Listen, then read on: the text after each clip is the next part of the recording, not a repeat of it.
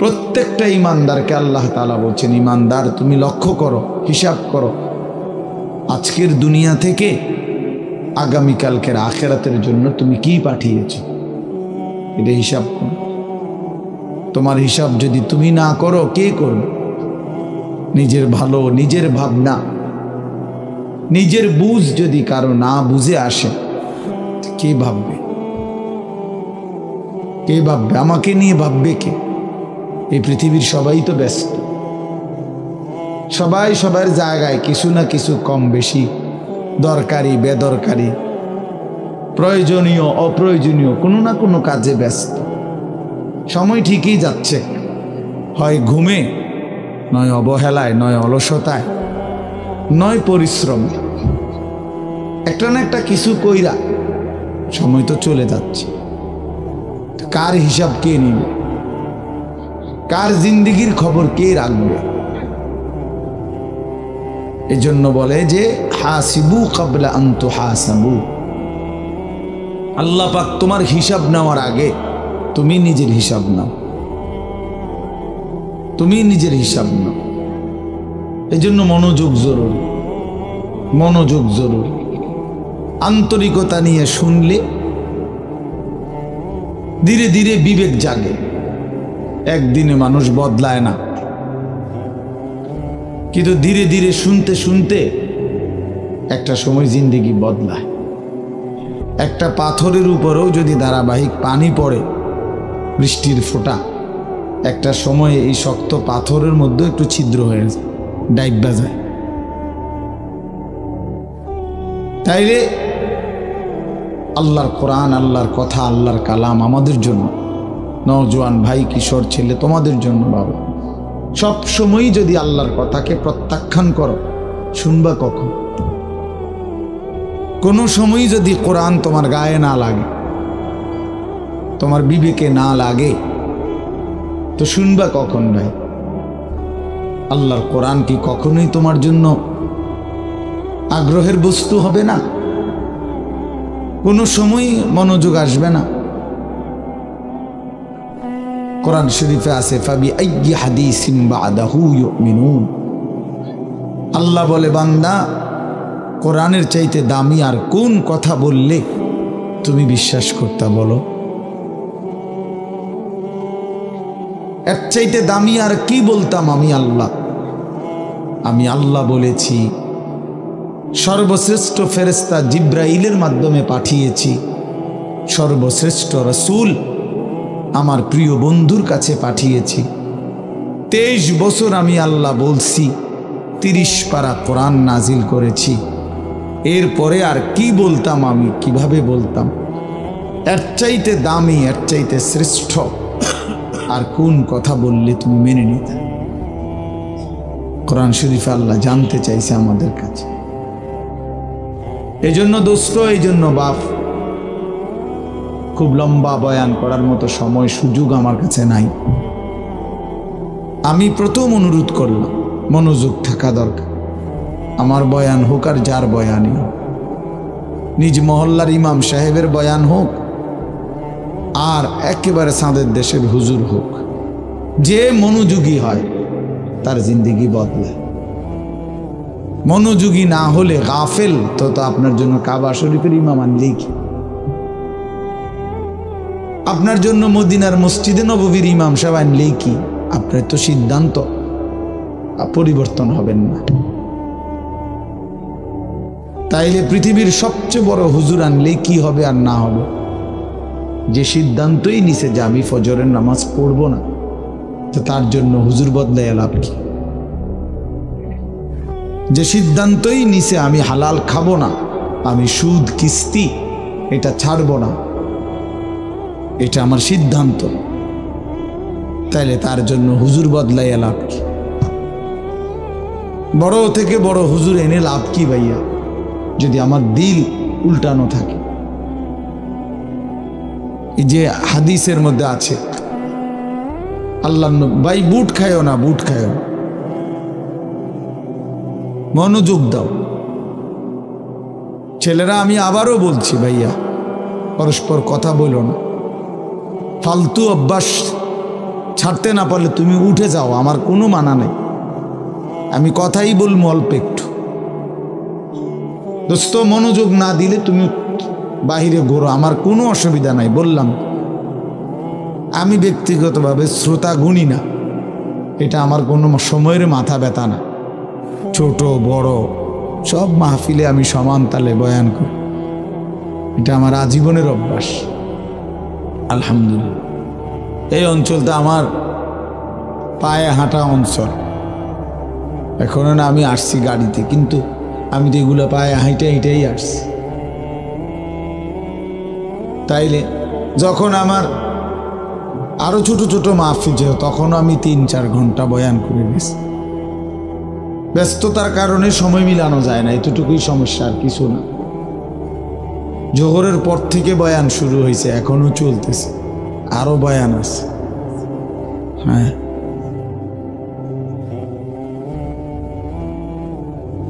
মুরাদনগর আবারও বয়ান আছে। এটা এমনি বললাম, অর্থ হইল আল্লাহর জন্য বলতে থাকা। এজন্য দোস্ত বন্ধু আমার, মনোযোগ দিলে ভালো। জীবনটা সবসময় একরকম খামখেয়ালি গাফলতি অবহেলায় চলে গেল, তো রাত তো আর ফিরবে না, দিন তো আর ফিরবে না, এই সময় আর হবে না। 17ই ফেব্রুয়ারি 2025 আর আসবে না। আগামী বছর 17ই ফেব্রুয়ারি হবে, কিন্তু সেটা হবে 2026। আগামী সপ্তাহে 17 তারিখ সোমবার আসবে, কিন্তু সেটা হবে 23 তারিখ।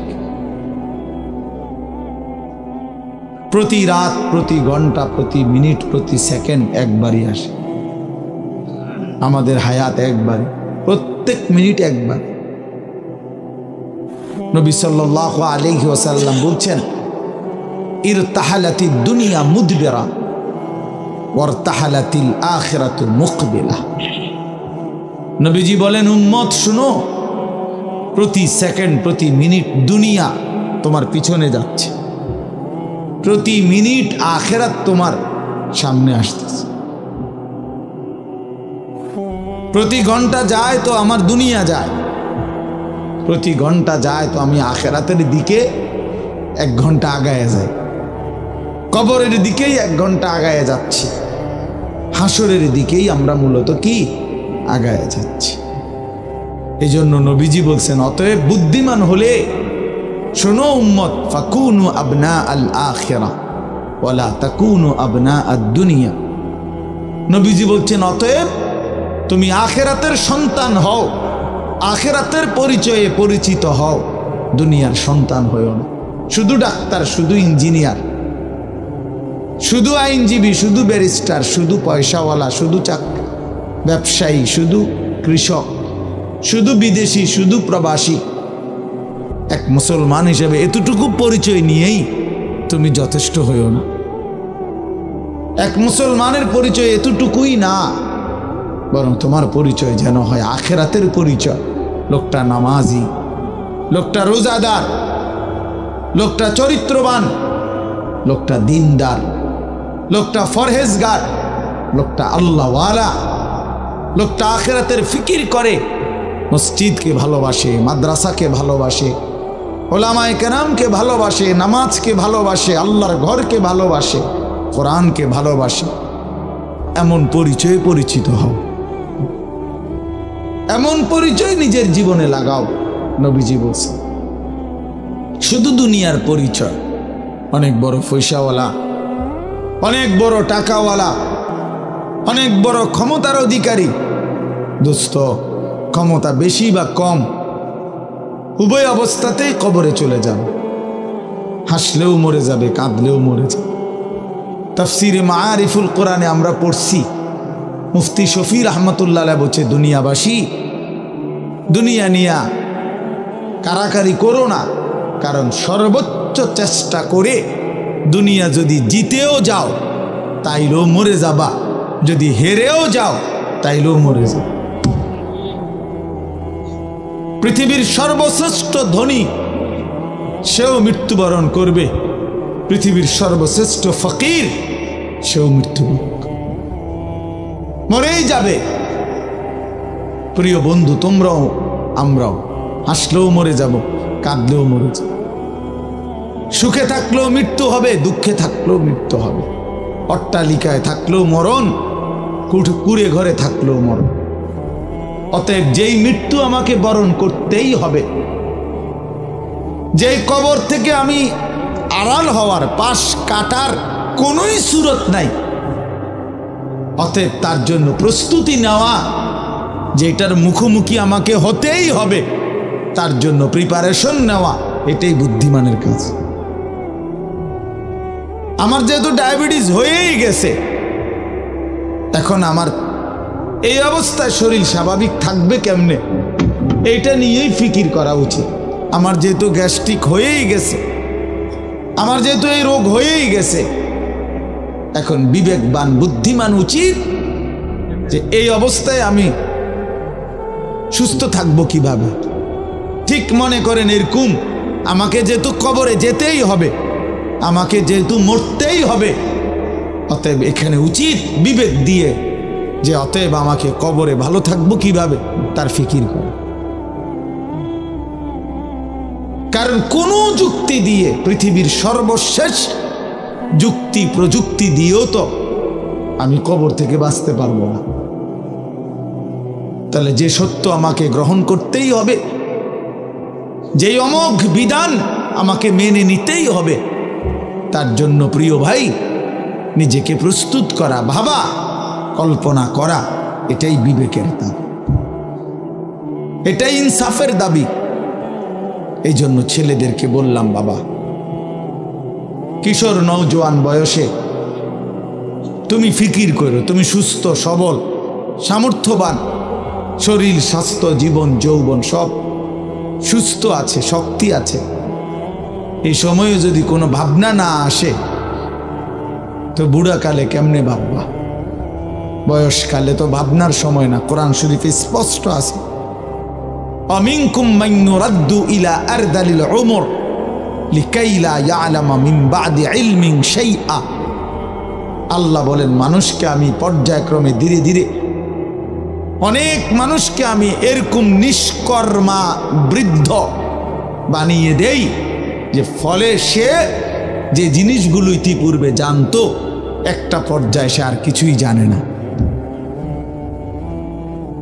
এখন আর কিছুই বলে না, কিছুই বুঝবে না। এই চাচা এখন আর কিছুই বুঝবে না, জিজ্ঞাসা করে দেখো, তার আর কোনো অনুভূতি নাই।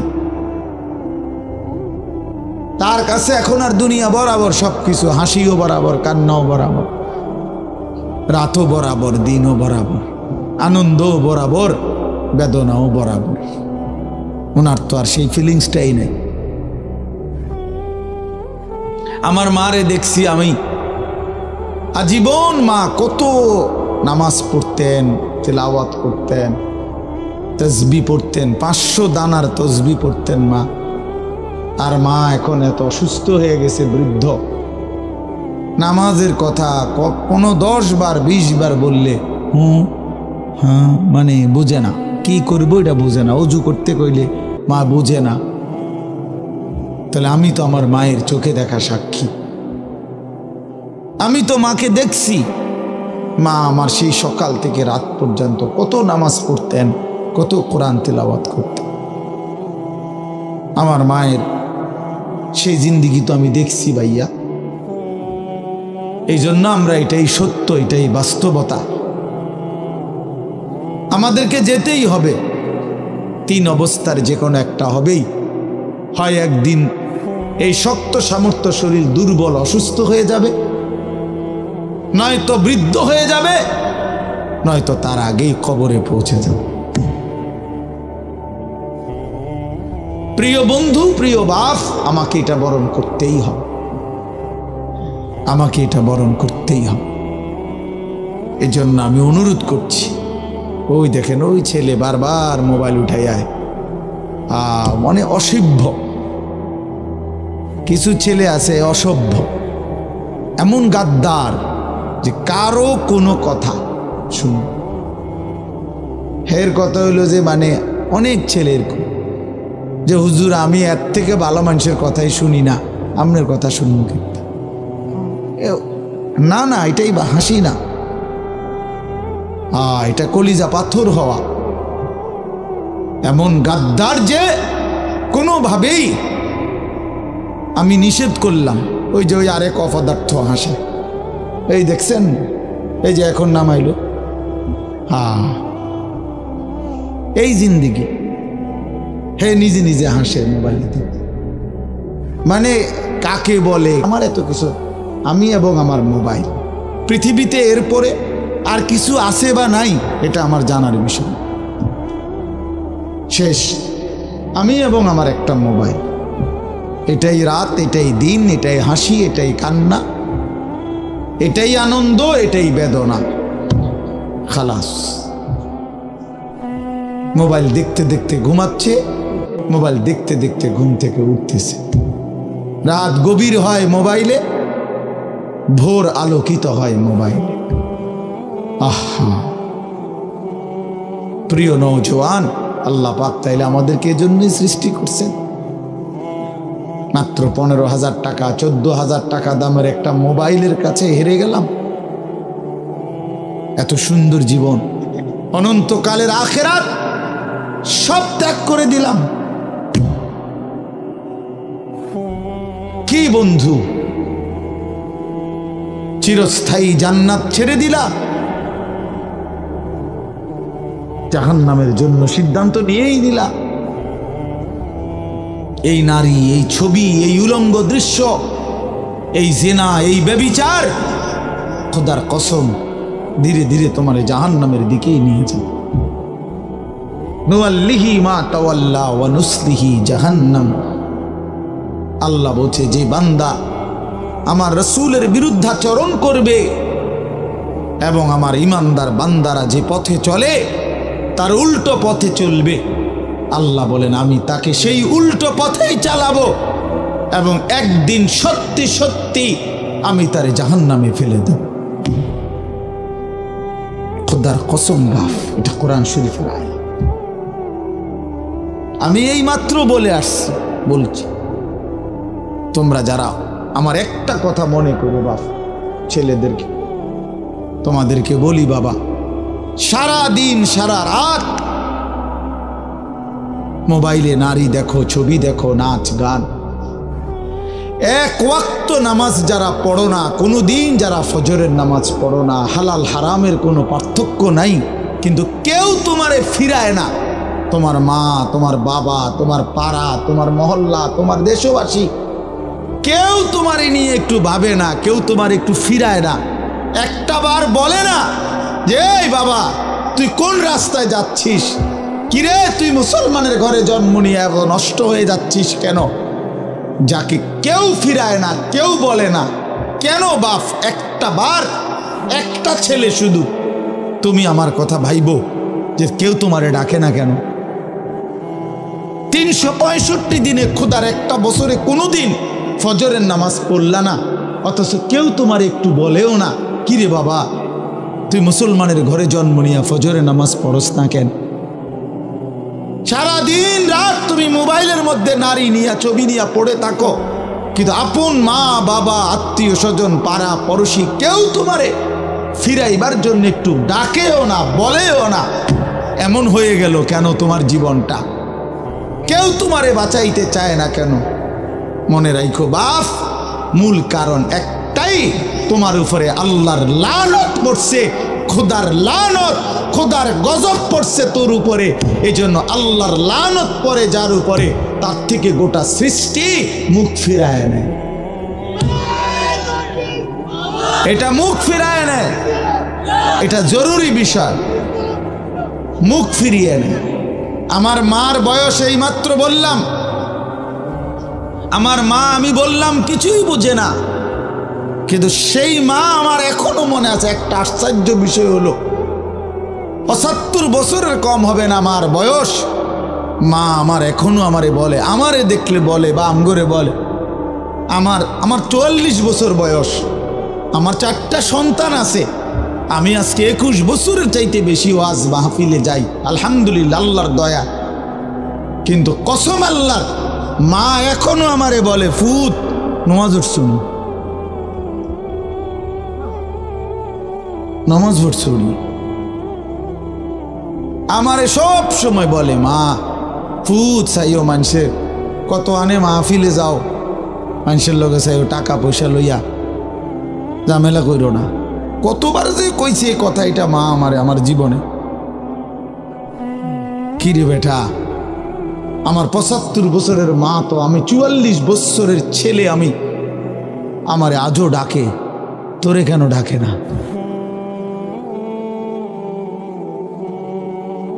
তোর উপরে কোন খোদার লানত পড়ছে বেটা? এই জন্য তো অব্যাহত ভাবে চোখের সামনে ছেলেটা চরিত্রহীন হয়ে যাচ্ছে, লম্পট হয়ে যাচ্ছে, এক ওয়াক্ত নামাজ পড়ে না, কেউ তারে ডাকে না। আহা, কেন এমন হয়ে গেল বাপ? তুমি এত বড় বঞ্চিত হইলা কেমনে? বলো ভাইয়া, তুমি মনে করছো তুমি সুখের সাগরে হাবুডুবু খাচ্ছ? না ভাইয়া, তুমি তো ধ্বংসের সাগরে হাবুডুবু খাচ্ছ। তুমি তো ভাবছো তুমি বড় মজায় আছো, তোমার মাথার উপরে কারো ছায়া নাই। আসলে তো তোমার উপরে খোদার লানত, এই জন্য কেউ তোমারে ফিরাইবার চাচ্ছে না। এই জন্য বিবেক থাকলে আমার এই কথা ভাইব, বিবেক থাকলে, বিবেক থাকলে ভাইব। আমি তো ধমক দিলাম, তোমারে কেউ ধমক দেয় না কেন? কেন ধমক দেয় না? তোমারে কেউ ফেরায় না কেন? হ্যাঁ, এই জন্য দোস্ত দয়া করে এটা ভাবা উচিত, আমরা ইনসাফের সাথে আমাদের এটা ভাবা উচিত। আমরা যদি এটা ভাবি, আমাদের জীবন সুন্দর হবে। এই কথাটাই আমি শুরু করছিলাম। আল কাইয়িসু মান দানা নাফসাহু, নবীজি বলছেন, সে বুদ্ধিমান যে নিজের হিসাব করে। ও আমিলা লিমা বাদাল মাউত, এবং মৃত্যু পরবর্তীর জন্য আমল করে। সেভাবে আমি কে, আমারে কে বানাইলো, আমি আসলাম কোত্থেকে, কেন বানাইলো, আত্ম উপলব্ধি, নিজের বিবেক, নিজের জাগা। আসলে আমি কে? আমি মানুষ না জানোয়ার? এতটুকু বুঝ, বুদ্ধি, আকল, দিমাগ যদি দোস্ত আমার না থাকে, তা আমি মানুষ হলাম কিভাবে, মুসলমান হলাম? মাসালুল্লাযী ইয়াযকুরু রাব্বাহু ওয়াল্লাযী লা ইয়াযকুরু রাব্বাহু মাসালুল হাইয়্যি ওয়াল মাইয়্যিত। নবীজি বলছেন, যে আল্লাহকে স্মরণ করে আর যে করে না, এই দুইজনের মধ্যে উদাহরণ হলো একজন জীবিত, একজন মৃত। নাফরমান মুর্দা, ইমানদার জীবিত। রাসূলুল্লাহ সাল্লাল্লাহু আলাইহি ওয়াসাল্লাম বলেছেন, ইন্নাল্লাযী লাইসা ফী জাওফিহি শাইউম মিনাল কুরআন কাল বাইতিল খারিব। প্রিয় বন্ধু শোনো, নবীজি সাল্লাল্লাহু আলাইহি সাল্লাম বলছেন, যেই কলিজার ভিতরে আল্লাহর কোরআন নাই, কোরআন কিছু পরিমাণ কোরআন শরীফও নাই, 10টা সূরাও শুদ্ধ পড়তে জানে না, 10টা সূরাও মুখস্থ পারে না, আল্লাহর কালামের কিচ্ছুই জানে না, আল্লাহ রাসূল সাল্লাল্লাহু আলাইহি সাল্লাম বলছে, ওই নাফরমানের দিল হলো কাল বাইতিল খারিব, সারা বাড়ি, আলগা বাড়ি, যে বাড়িতে আগে থাকতো এখন থাকে না, নতুন ঘরে উঠে গেছে, ওই ঘরের এখন কোনা ভাঙ্গা গেছে, এই ঘরের এখন দুয়ার ভাঙ্গা গেছে, টিন চাল ফইরা গেছে, এখন সারা বাড়িটা আলগা বাড়ি, বিরান ঘর। সেই ঘরে এখন কুত্তা থাকে, সেই ঘরে এখন বিড়াল থাকে, সেই ঘরে এখন সাপ বিচ্ছু থাকে, মানুষ থাকে না। খোদার কসম, নবীজি বলছে, যে কলিজার ভিতরে আল্লাহর কোরআন নাই, ওই কলিজার ভিতরে মানুষ থাকে না, কুত্তা থাকে, কুত্তা। এই কুত্তা থাকে, কুত্তা, কুত্তা থাকে ওই কলিজার ভিতরে, সাপ থাকে, বিচ্ছু থাকে, ওটাতে বিড়াল থাকে, ইন্দুর থাকে, কেচ্চা থাকে, মানুষ থাকে না। ওই কলিজার ভিতরে মানুষ থাকে না, বুঝছো ভাইয়া? কাজে তোমাদের যাদের জবানে আল্লাহর কোরআন নাই, তোমাদের যাদের দিলে মাওলার কোরআন নাই, তো তোমার এই ভেতরটা জন্তু জানোয়ারের ঘর, কুকুর বিড়ালের ঘর। আচ্ছা আরো শোনো মিয়া, কোরআন শরীফে সূরা আরাফের মধ্যে আছে কোরআনের আয়াত, ওয়াত্তাবা হাওয়াহু ফামাসালুহু কামাসালিল কাল। সরাসরি কোরআনের আয়াত, সরাসরি কোরআন শরীফের আয়াত। আল্লাহ তাআলা বলছেন যে মনের ইচ্ছা মতো চলে, মনের চাহিদার অনুসরণ করে, আমার মনে যা চায়। কেন নামাজ পড়ো না? তোমার মন চাইছে দেখে। আর কি কারণ? তোমার মন চাইছে তুমি পড়ো না। কেন সারাদিন নারী দেখো, ছবি দেখো? তোমার মন চাইছে, এই তো না, আর কি তো কিছু না। কেন পেশাব করে পায়খানার পরে ঢিলা কুলুক টয়লেট পেপার পাক নাফাকের কোনো পার্থক্য বুঝো না? কেন? কারণ তোমার মন চাইছে, মন চাইছে। রাতের বাইজা গেছে 3টা, তুমি ঘুমাও না। দিনের বাইজা গেছে 10টা, তুমি ঘুম থেকে ওঠো না। কারণ তোমার ইচ্ছা, তোমার মনে যা চাইছে তা। আল্লাহর কসম বাপ, আমার কথায় রাগ করো না। আল্লাহ তাআলা কোরআনে বলছে এরকম মনের ইচ্ছার যে অনুসরণ করে, মনের যা চায় তাই করে, আল্লাহ বলছে তার উদাহরণ হলো কামাসালিল কালব, কুত্তার মতো, কুত্তার মতো, কুত্তার মতো, কুত্তার মতো, কুত্তার মতো। এই নামাজি বেনামাজি বেহায়া, মনে রাখিস তোর জিন্দিগি কুত্তার জিন্দিগি। তোদের যাদের কপালে সেজদা নাই, তোমাদের জীবন কুত্তার জীবন, মনে রাখো। কুকুরের জীবন এটা। কামাসালিল কালব। কই হারুন, কই কও কামাসালিল কালব। কালব অর্থ কি কও? বলো। এরা তো সব আমার ছাত্র। হারুন, এই যে রবি, বলো। কামাসালিল কালব, কুকুরের মতো আল্লাহ বলছে কোরআন। এ তো কোনো ব্যাখ্যার কিছু নাই যে এক হুজুর কইছে এটা, আরেক হুজুর কইছে এটা, এরকম কথা বোঝেন নাই আমনে। এটা ব্যাখ্যার কিছু আছে এখানে? এটা তো স্বাভাবিক বাংলা, সোজা বাংলা। কামাসালিল কালব,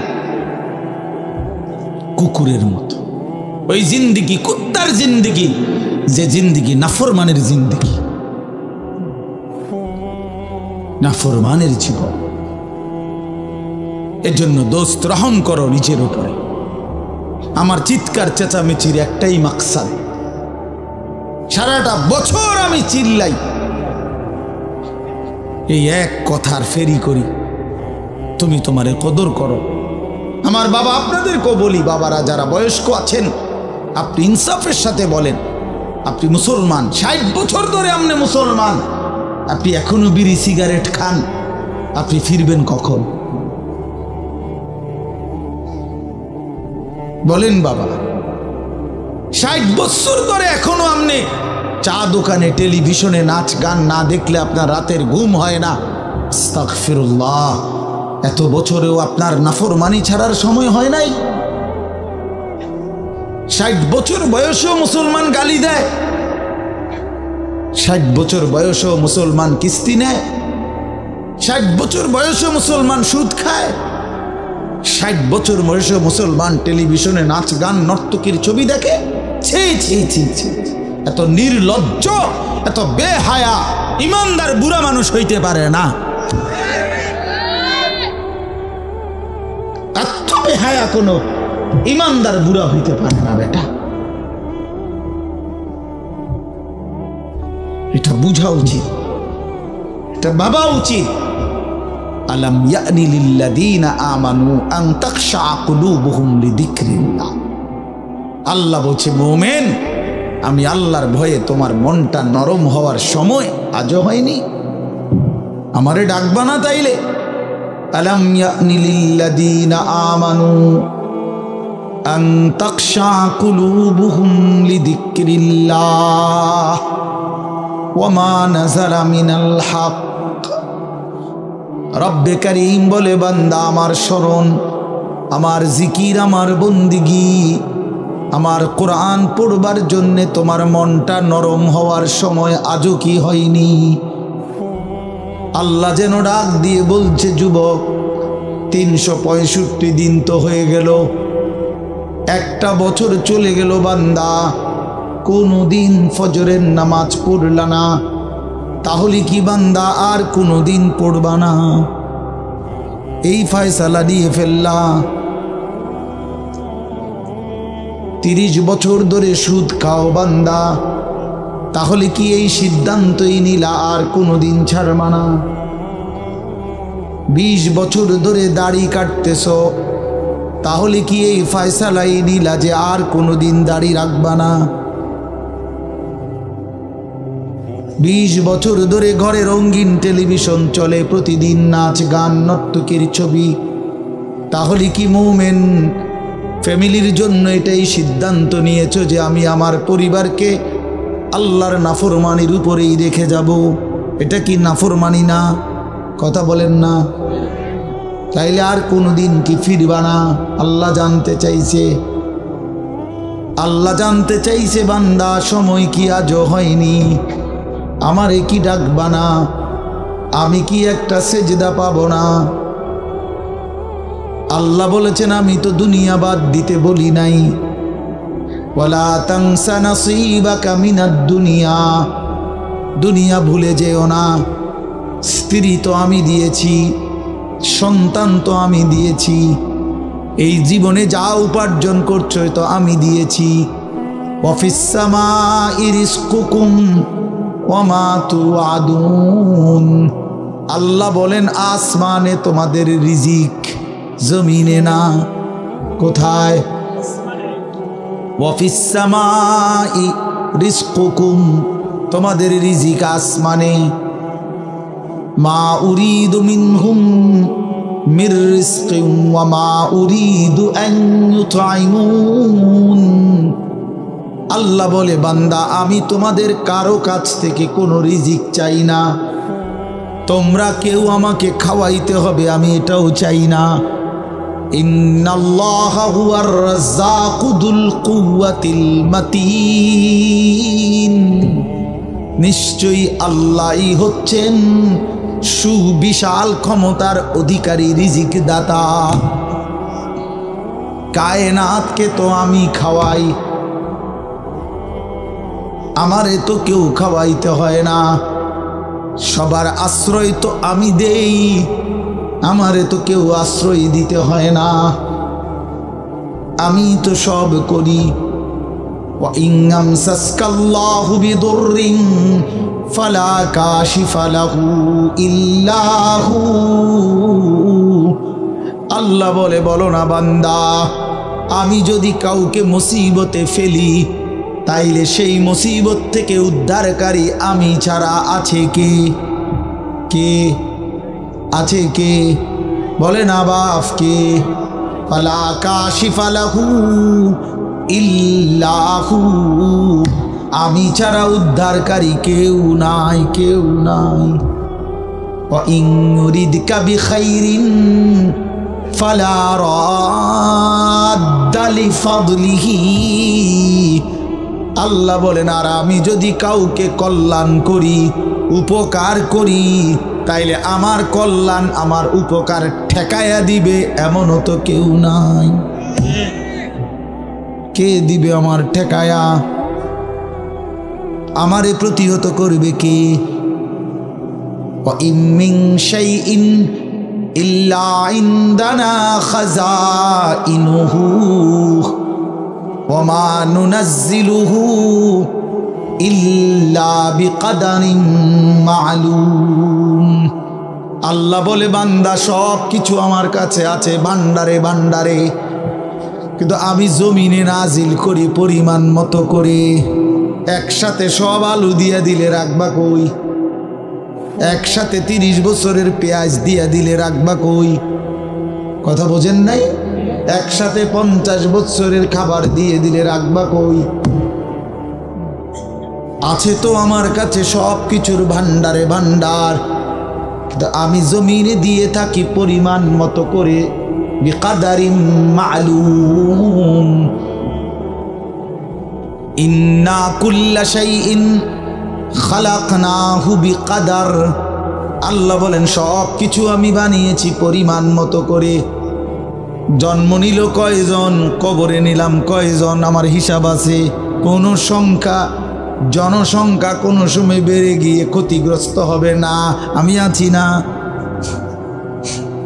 বুঝেন নাই কথাটা? কোন বিজ্ঞানী বুদ্ধি দিছে, কোন পাগলে বলছে? সব পাগল মাতাল ছাড়ো, আমি আছি।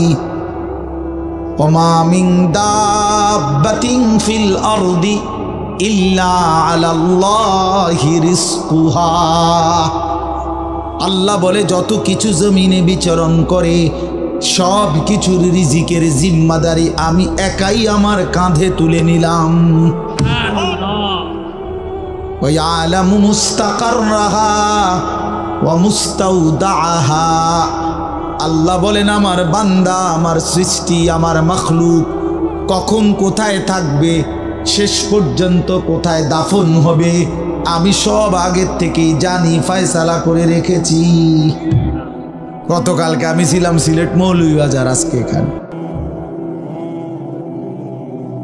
এই জিন্দেগি আল্লাহ বলেন আমি জানি। কুল্লুম ফি কিতাবিম মুবিন। সব কিছু আমি স্পষ্ট আমল নামার মধ্যে, তাকদীরের মধ্যে লিখে রেখেছি।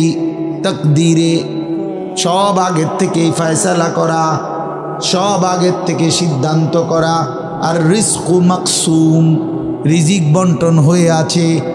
মাথার গাম পায়ে ফেললা, পায়ের গাম যদি আবার মাথা তো উড়ান, বরাদ্দ যে দূরে দূরে, উদ্দাই লাফান। আর উদ্দাই লাফান, বুঝেন নাই? যে পরিশ্রম করে তার আয় বাড়ে। তাইলে তো সব দোকানদারের বেচা কিনা অমান হইতো। একসাথে দোকান খোলে, একসাথে দোকান বন্ধ করে, কামাই সমান না কেন? বুঝেন নাই আমনে কথা? একই স্ট্যান্ডে সবার 30টা সিএনজি এখান থেকেই গেছে, এখান থেকেই আপনার এই সিরিকাইল থেকেই কোম্পানিগঞ্জ, কোম্পানিগঞ্জ থেকেই সিরিকাইল, কই সবার ইনকাম বরাবর কেন? কেন? শুধু পরিশ্রম করলেই অর্থ আসে? না না না, আসমানের ফয়সালাতে অর্থ আসে, রবের ফয়সালা। ইন্না রাব্বি ইয়াবসুতুর রিজকা লিমান ইয়াশাউ ওয়া ইয়াকদির। আল্লাহ বলেন আমি যাকে মন চায় তাকে বেশি দেই, যাকে মন চায় তাকে কম দেই। না আমার ফয়সালা, তোমার কি? কমটাও আমার, বেশিটাও আমার, তুমি কি? আল্লাহ তারে বেশি দিলেন কেন? তো তোমারে কম দিলাম কেন? তোমারে যে কম দিলাম এটাই কেন দিলাম? তুমি এটা কও, তোমার কি যোগ্যতা? কোনটা তোমার? আসমান তোমার না জমিন তোমার? শরীর তোমার না দেহ তোমার? বুদ্ধি তোমার না চোখ তোমার না হাত তোমার? তোমার কি তা? কথা বলেন না কেন? তো সবই আমার, আমি যাকে যা মন চাই তাই দেব। তুমি কি? তুমি এর মতামত দিবার অধিকার আছিনি আমার? তাইলে এই জন্য বাপ, বন্ধু আমার, দোস্ত আমার, সাথী আমার, সবাই রে বলি ভাইয়া জিন্দিগির হিসাব করেন। এটাই আমার মূল বক্তব্য। আর একটু নড়ে চড়ে ঘুরে দাঁড়ান। ছেলেরা বাপ ফিরে আসো তুমি আল্লাহর দিকে, কোরআনের দিকে, নামাজের দিকে, সেজদার দিকে। এই কপাল পৃথিবীর কোনো কামাইতে লাগে না, খেয়াল করে দেখে। উপার্জনের পৃথিবীতে মানুষ দেশে থাকুক আর বিদেশ থাকুক, চাকরি করুক আর ব্যবসায়ী করুক, ক্ষেত খামারে কাম করুক আর দিন মজুরি করুক, মাড়ি কাটুক আর যাই করুক, কপাল কোনো কামে লাগায় না। বুঝো না হিসাবটা? কপাল কি লাগায় না? কোনো কাজে লাগায় না। কপাল শুধুই সেজদার জন্য, কপাল শুধুই সেজদার জন্য, শুধুই সেজদার জন্য, কপাল শুধুই সেজদার জন্য। কিসের জন্য? আল্লাহ বলছেন এটা বানাইছি সেজদার জন্য। এর জন্য যে কপালে সেজদা নাই, আল্লাহ যেন বলেছে যে ওই মানুষের বাচ্চা না, ওই জানোয়ার, জানোয়ার। এজন্য দোস্ত, কেন নামাজ পড়ো না? কেন সেজদা করো না? কেন আল্লাহকে ডাকো না? মাদেরকে জিজ্ঞেস করেন, বোনদেরকে জিজ্ঞাসা করেন, কেন আল্লাহর হুকুম প্রতিনিয়ত লঙ্ঘন করছে? কেন বোনেরা বেপর্দা? কেন মায়েরা বেপর্দা? মাকে বলেন, বোনকে বলেন, জিজ্ঞেস করেন নিজের বিবিকে, রাস্তার এই পুরুষদেরকে তোমার শরীর যৌবন দেখাইয়া কি অর্জন হয়েছে বলো? কয় টাকা কামাই হয়েছে? দুনিয়ারে বা কি পাইলা, আখেরাতের বা কি পাইলা? তোমরা একটা ছেলে বলো, বাবা নারী আর ছবি আর উলঙ্গ দৃশ্য দেখে দুনিয়ার কি পাইলা আর আখেরাতের কি পাইলা? আখেরাত তো কিছুই নাই, দুনিয়াও তো কিছু নাই। শরীর যৌবন, নিজের সক্ষমতা নষ্ট করা ছাড়া আর কি? আর কি ভাইয়া? এই জন্য আমি অনুরোধ করছি আপনাদের কাছে, আমরা যদি প্রত্যেকেই ভাবি আমরা ইমানদার, আমরা মুসলমান, আমাদের জিন্দেগি আখেরাত, আর এই আখেরাতের সবচেয়ে বড় ফিকির যদি আমার বিবেকে ঢোকে যে আসলে আমার জীবন আখেরাতের জন্য, আমারে আল্লাহ বানাইছেন আখেরাতের জন্য, আমারে আল্লাহ ঈমান দিয়েছেন জান্নাত দেওয়ার জন্য, তাহলে আমাদের জন্য সর্বশ্রেষ্ঠ নিজের জীবন গঠন, আখেরাত গঠন, জান্নাত অর্জন, জাহান্নাম থেকে মুক্তির সর্বশ্রেষ্ঠ মৌসুম মাহে রমজান। কি? শাহরু রমাদান। এটাই আল্লাহ তাআলা উল্লেখ করছেন নিজে। আমি এই আয়াতটাই পড়ছি, এটা বললে আমার কথা শেষ। সূরা বাকারার 185 নম্বর আয়াত, আল্লাহ তাআলা বলেন শাহরু রমাদান, রমজান মাস। যে রমজান এতটা দামি যে মহান আল্লাহ পাক রব্বুল আলামিন নিজে উল্লেখ করছেন, নিজে, শাহরু রমাদান, রমজান মাস। আচ্ছা, এই রমজান মাস এটা কোরআনের শব্দ, অতএব আপনারা ভাবেন, একজন হলেও বুঝবেন, আপনারা ভেবে দেখেন এটা পৃথিবীতে উচ্চারিত হয় রমজান মাস কতবার, কতদিন? সারা বছর। সারা বছর এই শব্দ উচ্চারিত, কারণ সারা বছর আল্লাহর কোরআন আল্লাহর জমিনে কোথাও না কোথাও তেলাওয়াত হইতেছে। তাহলে এটা যেহেতু কোরআনের শব্দ শাহরু রমাদান, এই জন্য রমজান মাস এই কথার যেন উচ্চারণ সারা বছর, সারা বছর যেন আল্লাহর জমিনে উচ্চারিত হয় যে বান্দা, একটা মাস আছে বড় দামি মাস, সেটা রমজান মাস, সেটা রমজান মাস। আল্লাহ বলেন, এবার নিজে আল্লাহ বলতেছেন, শোনো বান্দা, আমি নিজেই এই মাসের পরিচয় দেই। আমি যদি জিজ্ঞেস করি রমজান মাস কোন মাস, তো আল্লাহ বলেন আমি পরিচয় দিচ্ছি, শোনো, আল্লাযী উনজিলা ফীহিল কোরআন, এটা সেই মাস যে মাসে আমি আল্লাহ কোরআন নাজিল করেছি। কোরআন নাজিল হয়েছে যেই মাস, সেই মাসের নাম রমজান মাস। এই কারণে রমজান এত দামি। রমজানের আমার শায়েখ আল্লামা মুফতি মুশতাকুন নবী সাহেব বলে, রমজানের প্রতি ঘন্টা, মিনিট, সেকেন্ড, এক একটা মুহূর্ত যেন হীরামণি মুক্তার মতো, হীরামণি মুক্তার মতো। আল্লাহ তাআলা এমনভাবে এটাকে, যেমন এই প্যান্ডেলটা আপনারা আলাদাভাবে সুন্দর করে চারদিকে কি চমৎকার করে সাজাইছেন, চারিদিকে এটাকে সুন্দর করে একটা সাজানো প্যান্ডেল, রমজানকে যেন আল্লাহ তাআলা এভাবে সাজাইছেন। আল্লাহ নিজের হাতে রমজান সাজাইছেন। আল্লাহ বলে, বান্দা শোনো, আমি রমজানকে কেমনে সাজাইলাম। 1, পুরা মাস রোজা। 2, প্রতিদিন ইফতার। 3, প্রতিদিন সাহারি। 4, প্রতিদিন 20 রাকাত তারাবি। 5, শেষ দশকে এতেকাফ। 6, শেষ দশকের বেজর রাত্রিতে শবে কদর। এরপরে 7, একটা নফল একটা ফরজের সমান। 8, একটা ফরজ 70টা ফরজের সমান। 9, প্রথম দশক রহমত। 10, মাঝখানের দশক মাগফিরাত, 11 শেষ দশক জাহান্নাম থেকে মুক্তি। আল্লাহ বলেন জান্নাতের দরজা খুলে দিলাম, জাহান্নামের দরজা বন্ধ করে দিলাম, সমস্ত শয়তানগুলোকে শেকলে বন্দী করে দিলাম, চারিদিক দিয়া গোলাইয়া সব গুছাইয়া বান্দা, রাস্তা কেবল একটাই খোলা, দরজা কেবল একটাই খোলা। পুরা রমজান রাতে আসো, দিনে আসো, দুপুরে আসো, শুধু আমার গোলামি করবা, গুনাহ ছেড়ে দিবা, আর একটা দরজা দিয়ে সবাই ঢুকবা, শুধুই জান্নাত, শুধুই জান্নাত, শুধুই জান্নাত, শুধুই জান্নাত। কারণ দরজা তো খোলা একটাই, জান্নাতের দরজা, জাহান্নামের দরজা বন্ধ।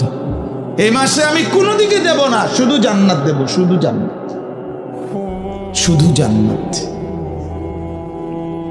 এই জন্য বাপ মহান আল্লাহ পাক রব্বুল আলামিন বলছেন রমজান আমি কোরআন নাজিলের মাস। আমার শায়েখ বলে, আল্লামা মুফতি মুশতাকুন নবী সাহেব বড় সুন্দর বলছে হুজুরে, যে শুনেন আল্লাহ তাআলা রমজানকে বলছেন কোরআন নাজিলের মাস, এজন্য দামি বানায় দিছেন রমজান। একটা বার চিন্তা করে দেখেন, প্রত্যেক রমজানে কোরআন নাজিল হয় না, রমজান নির্দিষ্ট একটি রমজানে না কোরআন নাজিল হয়েছে, কথা বুঝছেন না? কিন্তু ওই এক মাসে কোরআন নাজিল হয়েছে দেখা আল্লাহর এই জমিনে যতবার এই মাস ঘুরে ঘুরে আসতেছে 1450 বছর ধরে, প্রত্যেকবারে এই মাস দামি হয়ে যাচ্ছে। একটি রাতে শবে কদর কোরআন নাজিল হয়েছে, ফলে যতবার এই রাতটা ঘুরে ঘুরে আসে প্রত্যেক বছরেই এই রাত দামি হয়ে যাচ্ছে। অতএব কোরআনুল কারীম এক রাত্রিতে নাজিল হইছে, এজন্য প্রত্যেকবারই ওই রাত্রি দামি। একটি মাসে নাজিল হইছে, এজন্য প্রত্যেক বছর ওই মাসটা দামি। এজন্য যে ইমানদার কোরআনকে বুকে আগলায় নিছে, কোরআনকে নিজের জীবনে গ্রহণ করে নিছে, রমজানকে আপন করে নিছে, খোদার কসম রব্বে কারীম তাকেও সারা বছর সারা জিন্দেগি দামি বানায় দিছে, দামি বানায় দিছে। এজন্য রমজান মাসের নাম কি? রমজান। রমজান উচ্চারণ করেছেন যিনি এই মাসের নাম, তিনি রহমান, আর তিনি নাজিল করেছেন কোরআন। এটা গ্রহণ করেছে যে সে হলো মুসলমান। দিয়েছেন যিনি তিনি রহমান, যিনি দিয়েছেন তিনি রহমান। মাসের নাম রমজান, নাজিল করলেন কোরআন, গ্রহণ করলো মুসলমান। ফামান শাহিদা মিনকুমুশ শাহরা ফালিয়াসুমহু, আল্লাহ বলছেন হুদাল লিন্নাসি ওয়া বাইয়িনাতিন মিনাল হুদা ওয়াল ফুরকান। আল্লাহ বলছে বান্দা আমি এমন কোরআন নাজিল করেছি যে কোরআন গোটা বিশ্ব মানবতার হেদায়েত, এবং সব কথা স্পষ্ট, বাইয়িনাত, কোনো কথা, কোনো শব্দ, কোনো বাক্য, কোনো ব্যাখ্যা বিশ্লেষণ অস্পষ্ট, অগোছালো, অপূর্ণাঙ্গ কোরআনে নাই, সব স্পষ্ট, রাত দিন 24 ঘন্টা। ওয়াল ফুরকান, এবং কোরআনই হচ্ছে, এই শেষ কথাটা মনোযোগ দিয়ে শুনো ভাইয়া, আল্লাহ তাআলা বলছে কোরআন হচ্ছে ফুরকান, সত্য মিথ্যা, ন্যায় অন্যায়, উচিত অনুচিত সভ্য হইতে পারে না। কোরআন বিহীন কোনো মানুষ বাংলা বই ন্যায় অন্যায় শিখায় না, অঙ্ক বই ন্যায় অন্যায় শিখায় না, ইংরেজি বই ন্যায় অন্যায় শিখায় না, পদার্থবিজ্ঞান জীববিজ্ঞান ন্যায় অন্যায় শিখায় না, রসায়ন বিজ্ঞান ন্যায় অন্যায় শিখায় না, উচ্চতর গণিত ন্যায় অন্যায় শিখায় না, ডাক্তারি বই ন্যায় অন্যায় শিখায় না, আইনের বই ন্যায় অন্যায় শিখায় না। শুধু আল্লাহর কোরআন ন্যায় এবং অন্যায়, হালাল এবং হারাম, উচিত এবং অনুচিত, বৈধ এবং অবৈধ এটা শিখায়। অতএব কোরআন বঞ্চিত তো সে হালাল হারাম থেকেই বঞ্চিত।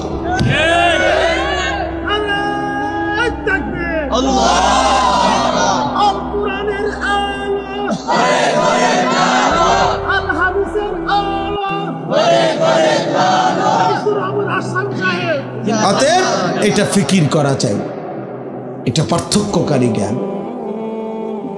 এজন্য আপনাদের সবার কাছে অনুরোধ, নিজের ছেলেকে নিজের মেয়েকে আল্লাহর কোরআন থেকে বঞ্চিত করবেন না। বাচ্চাটাকে দিন শিখান, আল্লাহর কোরআন শিখান। জীবনের সবচেয়ে বড় সম্পদ দিয়ে গেলেন। কোরআন আজীবন মানুষকে দামি বানায়, কোরআন জান্নাতেও দামি বানাবে। সর্বশেষ কথা হলো ফামান শাহিদা মিনকুমুশ শাহরা ফালিয়াসুমহু। আল্লাহ বলছে অতএব এত বড় ফজিলতপূর্ণ রমজান মাস যদি তোমার জন্য মিলে, আল্লাহ নিজে কি মজা করে আল্লাহ বলছে বান্দা যদি রমজান পর্যন্ত তুমি পৌঁছো, তোমার জীবনে যদি রমজান মিলে, তুমি যদি হায়াত পাও, তো আমি আল্লাহ বলতেছি তুমি রোজা রাখো, তুমি রোজা আমার হুকুম মাইনো, তুমি গুনাহ ছেড়ে দিও, তুমি আমার বন্দিগি একটা মাস কইরো। যদি বলি আল্লাহ 1 মাস আপনার হুকুম মানবো, ঠিক আছে, গুনাহ ছেড়ে দিব, রোজাগুলো এবং বিধানগুলো মানবো, শরীয়তের হুকুম, আপনি আমারে কি দিবেন?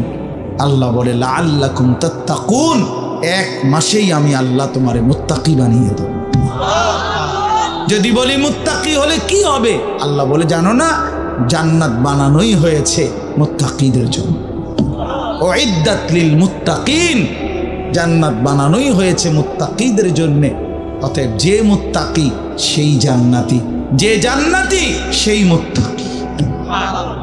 আমার কিশোর, আমার নওজোয়ান, আমার বাপ, আমার ভাই, আমার বন্ধু, আমার পর্দার আড়ালের মা বোন, সবাইকে বলি হায়াতের কদর করেন, জিন্দিগির কদর করেন। আপনাদের এই একটা মাহফিল খুব সম্ভব, বারবার আমি আসি।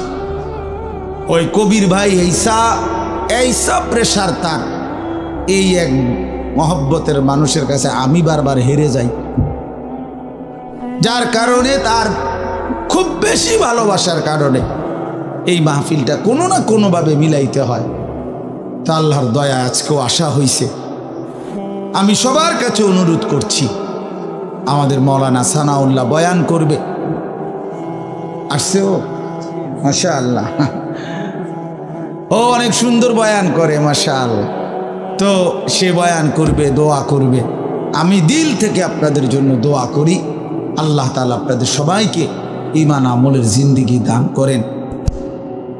ইব্রাহিম ইন্নাকা হামিদুম মাজিদ। আল্লাহুম্মা বারিক আলা মুহাম্মাদিন ওয়া আলা আলি মুহাম্মাদ কামা বারাকতা আলা ইব্রাহিম ওয়া আলা আলি ইব্রাহিম ইন্নাকা হামিদুম মাজিদ। সুবহানাকা লা ইলমা লানা ইল্লা মা আল্লামতানা ইন্নাকা আনতাল আলিমুল হাকিম।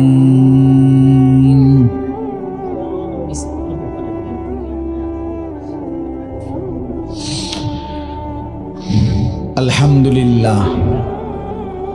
দেখুন আলহামদুলিল্লাহ, আল্লাহ পাক রব্বুল ইজ্জত জুল জালাল ওয়াল ইকরামের ফজল কারাম, রব্বুল আলামিনের অপরিসীম ইহসান, মেহেরবানি, দয়া। আল্লাহ তাআলা আমাদেরকে আজ 17 ফেব্রুয়ারি 2025 রোজ সোমবার কুমিল্লা জেলা মুরাদনগর উপজেলাধীন ইসাপুরা ব্যাপারী বাড়ি যুব সমাজের উদ্যোগে আজকের এই মোতাবাররাক বাৎসরিক ওয়াজ ও দোয়ার মাহফিলে আল্লাহ তাআলাই আমাদেরকে আসবার বসবার আল্লাহর জন্যই জমা হওয়ার তৌফিক দান করেছেন। এজন্য আমরা সকলেই বলি আলহামদুলিল্লাহ। প্রিয় ভাই নওজোয়ান, তোমরা যারা দাঁড়িয়ে আছো, নওজোয়ান বসো, তোমরা যে যেটুকুই শুনলা বসে শোনো। দয়া করে প্যান্ডেলের ভেতরে একজনও দাঁড়ায় থাকা যাবে না, আমি নিষেধ করলাম। দয়া করে আমি আবারও বললাম, প্যান্ডেলের ভিতরে কেউ দাঁড়ানো যাবে না। যার অসুবিধা হয় তো বাইরে চলে গেলে ভালো। যার বসতে অসুবিধা তাইলে তুমি ভাই বাইরে চলে যাও, বাইরে গেলে কোনো অসুবিধা নাই, কিন্তু প্যান্ডেলের ভিতরে বসতে হবে। ওই ছেলে বাংলা বুঝো, এই বসো বেটা।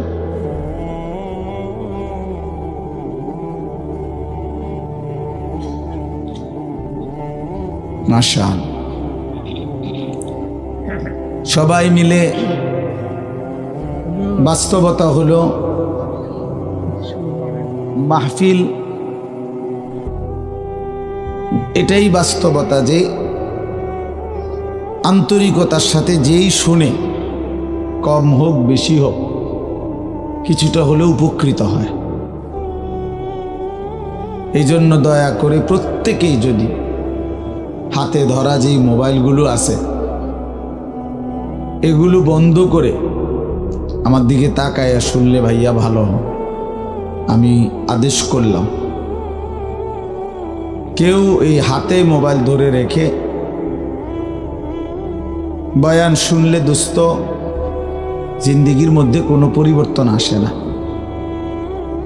নিজের বিবেক জাগে না, অনুভূতি জাগে না। এটা জরুরি বিষয়। এক তো হলো প্রতি বছর একটা মাহফিল হয়, দেখা এবারও হইল, আর আমরা যেভাবে আছি সেই অবস্থায় রয়ে গেলাম। তাহলে এই ইন্তজামের উদ্দেশ্য কি? এই আয়োজনের মাকসাদ কি?